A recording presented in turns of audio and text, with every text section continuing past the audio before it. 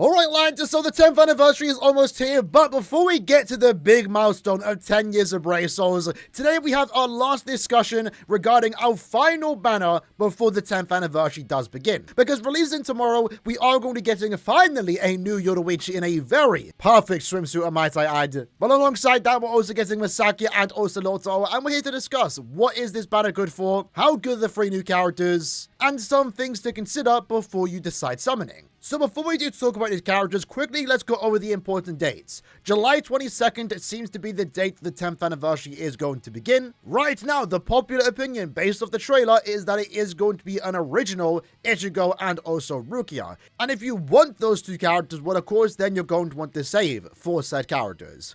We'll likely get the reveal of the characters around the 18th of July, that's unknown, but we will get an announcement soon, on when to expect this big livestream to reveal the upcoming 10th anniversary units. But keep in mind, after those 2 characters do release a week later, we are going to get a 1000-year Blood War banner kickstarting Season 3 units in Brave Souls. Now, I'm not going to mention the leak in this video, but if you haven't seen my previous video, we also do know an upcoming big banner, in my opinion, that is likely happening at the end of August.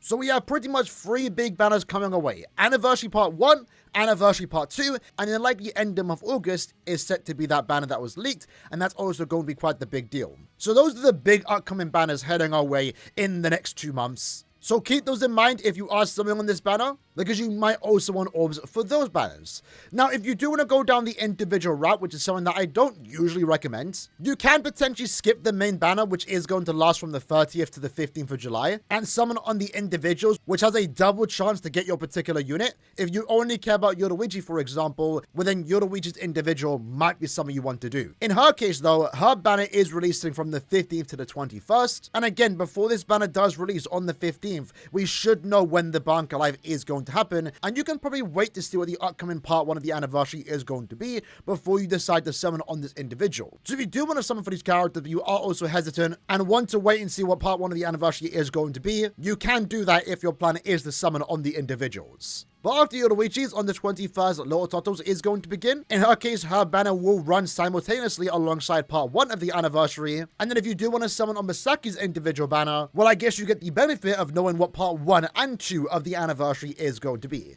In fact, you could summon on part 1 and 2 of the anniversary, and if you have any leftover orbs, you can then put it into Masaki's individual. I rarely talk about individual banners, but given that the anniversary is coming up, maybe they are important dates to keep in mind. With that said though, let's talk about the new characters. First up, we have Yoruichi. Finally, after 2 long years, she is getting a new character, and she is going to serve as the Limit Breaker character of the month, a character you want to use in slot number 1 as a speed ranged story per killer plus unit. When it comes to the ranged story per guild quest, right now Yoruichi seems to be the best lead for this particular phase, beating out the previously released Giselle, and it's mainly due to the skills that Yoruichi does have. When it comes to her damage output, she has Frenzy plus 2, which gets increased to Frenzy 3 in guild quests, more killer effect, more range damage, and an 80% spiritual pressure boost, an increased status and chance against Soribas to inflict a drain, allowing her to easily stay at full stamina, and then you also then do 40% more damage to drained enemies.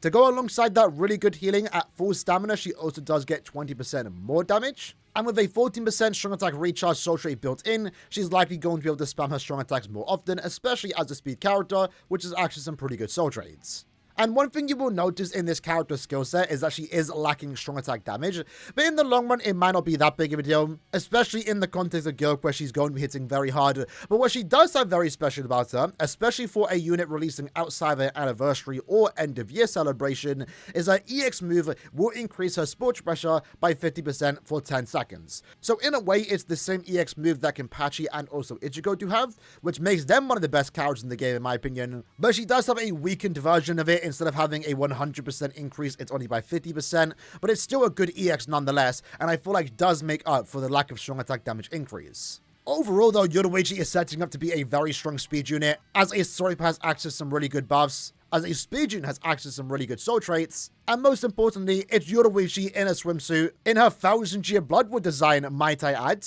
So if you're a Yoruichi fan, I'm sure you've been waiting years for this character, and in my opinion, she's the spotlight character deserving of that 2-year wait, in my opinion. Our next character is going to be Lil Tozzo. In our case, she's going to be the farming character of the banner. So by using this character, you're getting multiple different things. For starters, you're guaranteed 15 extra mind links or potions, the first character that can get this high based on the skills alone. She's increasing the droplet drop rate by 47%, while also guaranteeing you 5 super mind links or potions. So that alone makes it a valuable character when it comes to farming content. If you still need a character to farm mind materials, this Little Toto is going to be a good addition to have on your account. But alongside that, Little Toto also has some other good things about her, potentially giving her more usability in the context of Guild Quest content, as she has 3 team buffs here, increasing heart character strong attack damage by 20%, their sword bomb damage by 30%, and any damage to an enemy inflicted with a status element by an additional 30%, making it a really good team support for any heart character, especially those that do like affiliation buffs. But alongside that too, she also does have complete status immunity, which you can share to your team, and also weakening plus, which can potentially stack alongside other status elements in your team or in your card lobby. So for what she wants to be used in, basically farming content, more specifically epic raid content, I think is where this character is going to shine. She's going to be very solid, especially with all those team buffs. Her damage output is actually quite lackluster compared to newer characters, as she's only given Frenzy +2 and a 50% Berserker, alongside those additional team buffs, but she does noticeably lack an 80% Spiritual Pressure boost. Again, not that big of a deal though, because you mainly want to use her to farm content, and in farming content, it's definitely more important to have these extra increases, especially team buffs, than it is to have all the damage yourself. I think any other character that released with this damage output would be absolutely crucified, but given that she is a farming character, you can kind of give her the pass, because the main reason why you are going to use her is for those increased drop rates, and for the most part, she has quite a lot. In my opinion, right now, one of the best farmers, but ultimately comes down to if you need a farmer this late into the game. And last and unfortunately least here, we do have a new SWIMSUIT Masaki. In our case, she is going to be a melee normal attack damage character for the melee Espada Guild Quest. So with that in mind, she's very similar to past Guild Quest characters, more damage in Guild Quest, Fry +2 for example. She has an increased status chance, in which this case she can inflict lacerate against the Rankars. She has a pretty good damage output, an 80% bruiser with the additional flurry, and then 35% more normal attack damage as a soul trait. The team boost is going to be very good for the Guild Quest phase, as it does lack a character like Masaki. Unfortunately though, what you are likely going to be seeing a lot regarding this character is that because she's a melee Espada killer, you don't entirely need her if you have 9th anniversary Kenpachi. Kenpachi by himself can solo the Guild Quest in 50 seconds minimum, to the point that a character like this really isn't going to offer much. She's a good character for those that don't have Kenpachi, but I think you're more likely to get Kenpachi over a character like this. It's kind of a shame because I think she actually has a lot going for it in terms of being a normal attack damage character. She does offer a 20% damage boost to any character in your team, regardless of their affiliation, to any enemy that is inflicted with a status element, and her normal attack string is actually some of the highest that we've ever seen before, especially for a melee character. I think if you are a Masaki fan, you can get use out of this character, especially in, Sankamon content, but the main content she wants to be used in, the melee Espada Guild Quest phase, doesn't really want a character like this, so it kind of makes her, to a lot of people, maybe not you, one of the most useless characters of the year. Very similar to Parasaururicon, who's in the same situation, releasing for a Guild Quest phase that's access to a character like Fullbring Ichigo. I'm not here to say this character is going to be useless, but I think over time, you're likely not going to use them for your Guild Quest team. And that's it for the 3 main characters. But quickly going over the other featured units. First up, we have Isane. Isane is a very similar character to Lil Toto, as she is going to be the, dedicated Super Links of Farmer for the speed attribute. With this in mind, by using this character, you are getting 30% more droplets, 5 more Links of Potions, and 10 more Super Links of Potions. Damage output is a bit more impressive with this character, as she does have an increased status and chance, and also an 80% Spiritual Pressure boost. If you're a fan of Isane, she's actually a pretty decent character, more so again just for farming content, but I think it's quite noteworthy this character is here, as it is the first time she has been featured as a filler. The other character in this banner that released alongside her is Nemu. She's going to be a ranged normal attack damage character for the ranged Quincy Guild Quest. Very similar to Masaki, albeit Nemu doesn't have any Guild Quest specific skills, so she plays like she does in and outside of Guild Quest, which I think is a positive thing in my opinion, but you're mainly going to be using her in the ranged Quincy Guild Quest, and that's where she best shines in, as she is the go-to team booster and also normal attack damage character. So Super Ninja is going to be another farming character. In this case, by using this character, you're getting 5 additional links or potions and also 10 additional heart super links or potions. Ninja also has a rare 100% coin drop increase if you care about that. It's an underappreciated part of this character's kit in my opinion, because every now and then you're going to have to farm coins and she is one of the better ones for that. But she's an overall solid farmer, consistent damage output, not super crazy but a good character nonetheless. Valentine's Day Momo in terms of damage output is similar to Ninja with the way she does work. In that regard, she does more damage to enemies not afflicted by an ailment, but unlike Ninja, this Momo only has Frenzy +1, so damage output isn't as high.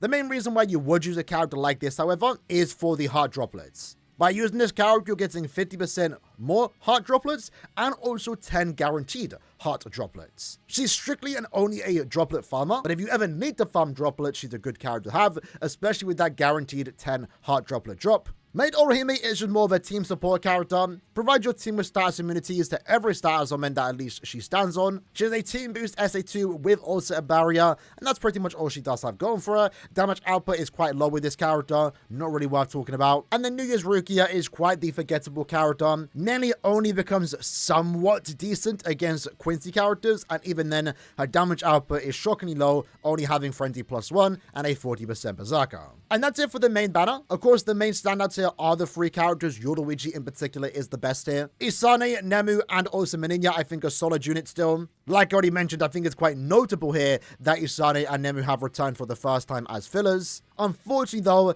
the Momo, Orihime, and also Rukia don't really add much value to this banner. In terms of the banner format, it's a normal Zenith summons, so step 1 and 2 are discounted, step 5 is guaranteed a 5-star, a featured unit, so one of the characters we just briefly spoke about, and then you repeat that all the way to step 25, where you do get a character of your choice. I think this banner is a pretty decent banner to summon on if you are massive fans of any character in here. I think that's the only real reason why you would summon this banner, is because you are fans of the characters. And that's the best way to play this game, right? Summon for your favorites. I don't think this is a must summon by any means, and I feel like you can skip this banner safely and just get them later on. Likely, these characters will be featured around the start of the year, maybe end of the year, as fillers. Especially with the anniversary coming up, and of course also bigger things after the anniversary, now is a great time to start saving orbs. And with that in mind, myself included, I'm going to be limiting myself on how much I do summon on this banner. Pretty much, I only plan to do maybe 5 steps, test my luck like I always do, because I am a fan of all 3 units, and I definitely do want Yoruichi, but I can also go without her for the time being. If you are summoning on this banner, I will be live to summon with you, so feel free to join. Hope you have some good luck, because I know a lot of people are going to be summoning on this banner. But if you are hesitant and you're not a big fan of the unit, and maybe you're only thinking about summoning for what you need in terms of just making your account better, you can potentially go about summoning and again save for the upcoming 10th anniversary. Remember, individual banners are also an option here, and they have the benefit of allowing you to know what the upcoming anniversary is going to be while those banners are active. Unfortunately, you can't say the same thing about this banner, because this banner is leaving on the 15th. But either way, let me know your summon plan in the comments below, and I'll see you guys next time. Take care, and peace.